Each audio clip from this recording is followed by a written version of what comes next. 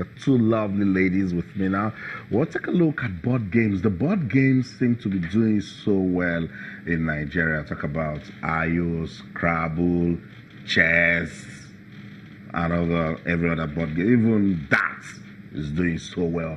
And I love it because kids get involved with it at that level. And so it's so good. And it also promotes intelligence, because you see kids involved in Scrabble, they're so good with their English language. You see kids involved with chess, they're so good with mathematics, so good with calculations, and that's why we are giving the board game some attention tonight on the program. I've got Uwa Saleh in the studio. She's the organizer of the board games tournament right here in Lagos, and Nneoma Efanga, the public relations officer of the board games tournament.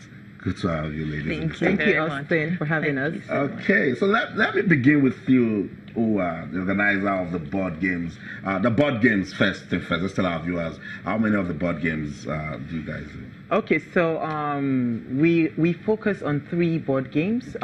We focus on our local Ayo Olopon to promote our traditional games, because we realize not many children are interested. They feel it's too local. So what we're trying to funkize the game. Then we also focus on Scrabble, and we also focus on chess as a board game. Yeah. Okay, so it's Ayo, Scrabble and chess. Yes. Lovely. Let's go on this quick break. When we come back, we'll get to know more about the board games tournament. Don't go anywhere. Stay.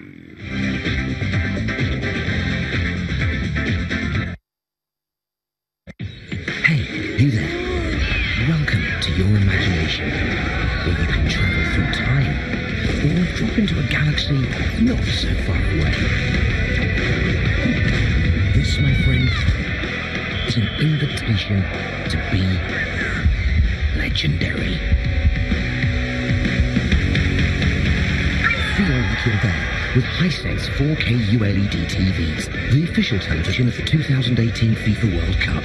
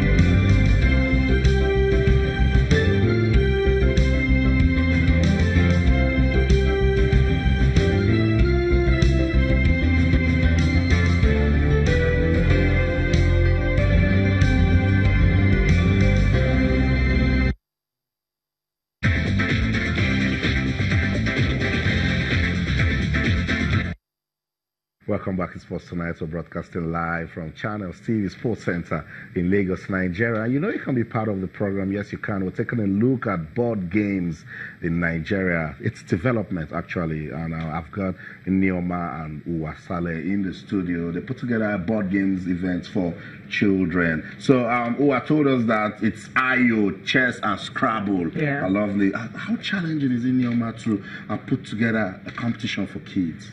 Well, it's challenging because when you're working with children, you have a lot to think about. You have the safety to talk about. You have logistics to handle. Being able to put together something that can house as much as 1,000 children, it's not easy. And of course, support.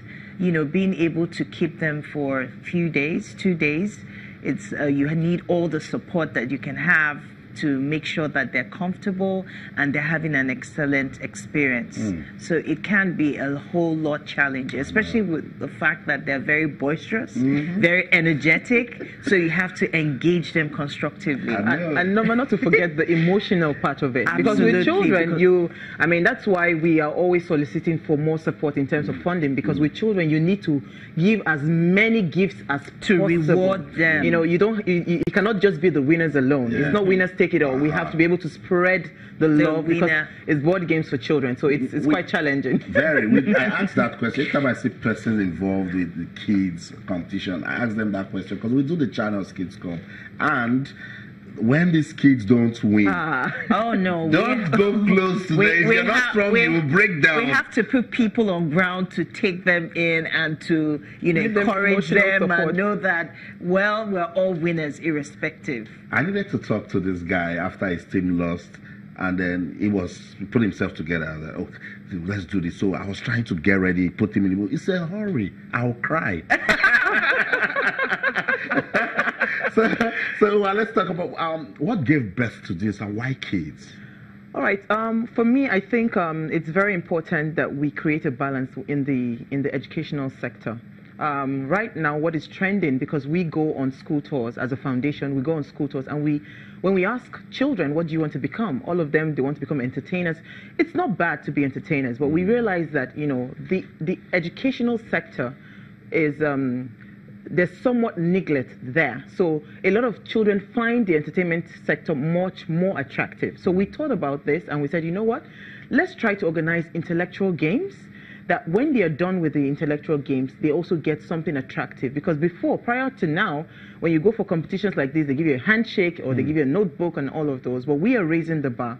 We're creating it in such a way that it's so attractive. We bring in, we give them gadgets for gifts. We give them cash prizes. We give them things that, like this year, we're doing about 1,000 school bags. We're giving them laptops. We're giving them cash prizes as a form of attraction. So the theme for this year is celebrating and rewarding the intellect. So we are trying to say, okay, you know what? Come sit, play the game, strategize and win, and get all these beautiful rewards. So it is a mission for us. We want to bridge the gap, because the educational sector right now is nothing so attractive for these children. Nobody wants to become a lawyer anymore. Nobody wants to become a doctor anymore. So we are trying to create that balance. If we see the sporting talent in there, we should help them harness. How do we get the participants? Oh, we're getting them on social media, but they need to register. You have to go to our website to register. Okay. And it's www.osfi.ng. Okay, so do you work with schools? We work with schools. We're working with everyone. We're working with parents. We educated schools about it. So schools are coming with some of their students, and then parents are coming with their wards or their children. Let me understand again why IU is included. IU is a very strategic game. You have to be very smart. Tactful. You must be tactful. You have to use a lot of intellect to be able to maneuver and be able to score points against your opponent. So it's a very skillful game as well. And moreover, it's a traditional game. So it's also to help them to understand that we have traditional games that need to be, we must keep it alive. We must promote it. Sounds good. So is the second edition? Absolutely. What should we be expecting this year? Well, this year we're expecting to host about 2,000 children. Yes. So last year, we got almost 1,000 children, so this year we're hoping to host 2,000 children, and we're hoping to make it really, really big. We're looking at next year, we'll start to bring international players, young players, to come and also compete with our champions. So we're trying to standardize it. We're getting bigger and bigger. So for this year, the children will come in, they will have fun. Most importantly, they learn strategy, they learn action, they learn team spirit, because we also do all of those during the competition. Then also for the parents that are present, we have our in-house counselors, we have our in-house parenting coaches that would also help talk to the parents on how to handle the 21st century child. So Awesome. it's a mixture of education and sports. That's what we've been preaching, and we've been saying that the Ministry for Youth and Sports should find a way to put sports back into the curriculum. Absolutely. They don't necessarily need to score points for it, but for that talented child to know that I'm being recognized. So now, when you discover a talent from this competition, how do you monitor them?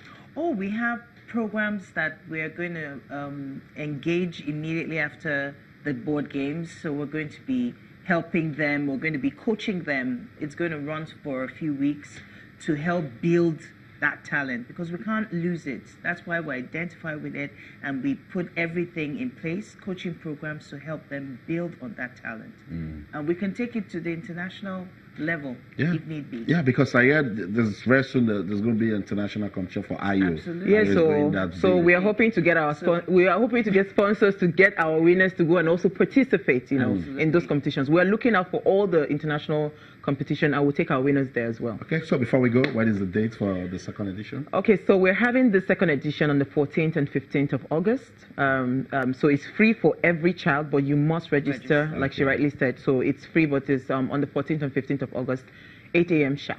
We'll start. It's a 2-day tournament. 2-day tournament. I must say thank you so much, Inyoma, for so coming. much. Thank you. Oh, and I love the fact that you ladies did this smiling. Thank you so much for all what you do for kids. Can you play Ayo? We try. Yeah. I can play Scrabble and chess. I can play Ayo actually, but there's the different one in The rules keep changing. Yeah. In It's Lagos, changing. so you because have the to one we learn- played was we dig, the ground, and then we just put the you stones just put- together. But now- it's become a lot And more you, as you technical. said, they're modernizing it. Thank you so much for Thank your you so time. much for Thank you having so us. much. Okay, so that's it. The second edition of the Board Games Tournament is going to be happening here in Lagos, and it's for children. That makes it so sweet. We'll monitor that one. Let's go on this break. When we come back, put on your boxing gloves. We'll be talking boxing. Don't go anywhere. We'll be right back.